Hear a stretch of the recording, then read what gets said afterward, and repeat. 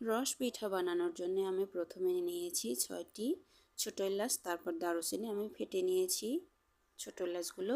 তারপর 2 লিটার দুধ আমি ভালো করে জাল করে নিয়েছি ঘন করে। তারপর আমি রসটা ভালো করে জাল করে নিচ্ছি, রস নয় এটা পাটারি দিয়ে আমি রস বানিয়ে নিচ্ছি।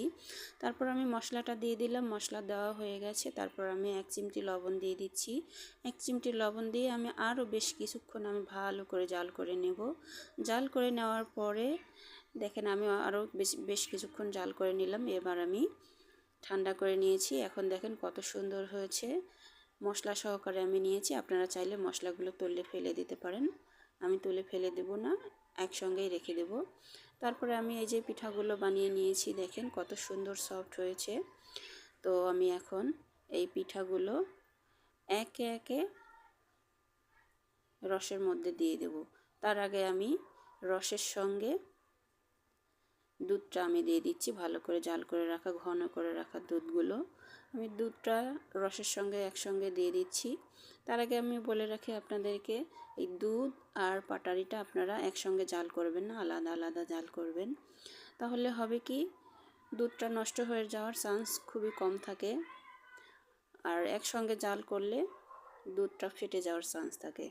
তাই আমি আলাদা আলাদা করে জাল করে নিয়েছি। এবার আমি মোটামুটি ঠান্ডা করে নিয়েছি। এই রসটার মধ্যে আমি এখন পিঠাগুলো একে একে দিয়ে দেব। তো আমার পিঠাগুলো এখন আমি একে একে সবগুলো দিয়ে দিচ্ছি। পিঠাগুলো দেওয়া হয়ে গেলে আমি রেখে দেব সারা রাতের জন্য। আর পিঠাটা যে খেতে মজা হয়েছিল, এভাবে আপনারাও বানিয়ে খাবেন। রস পিঠা বানানো কিন্তু খুবই একটা ইজি কাজ, পারলে সোজা, না পারলে কঠিন। তো আমি এইভাবে সবগুলো পিঠা দিয়ে দিচ্ছি, সারা রাতের জন্য আমি রেখে দেব। তো সারা রাত পর আমরা সকালবেলা খাবো। রস পিঠা সকালবেলায় খেতে ভালো লাগে। তারপর দেখেন আমি সবগুলো দিয়ে দিলাম, দিয়ে দেওয়া হয়ে গেল।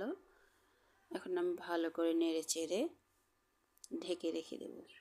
তার আগে আমি বলছি, এই ভালো করে কথাটা আমি কতবার বলেছি আপনারা কমেন্টে জানাবেন। তো আমার রস পিঠার রেসিপি আপনাদের কেমন লাগলো সেটাও বলবেন, আপনারাও এইভাবে বানিয়ে খাবেন। তো আমার রস পিঠাগুলো কেমন হয়েছে সেটাও বলবেন। তো আমি পিঠাগুলো সারা রাতের জন্য ভিজিয়ে রেখে দিচ্ছি। দেখেন কত সুন্দর লাগছে, কালারটাও অনেক চমৎকার এসেছে। আমি ঢাকনা দিয়ে রেখে দিচ্ছি সারা রাতের জন্য। এই পর্যন্তই।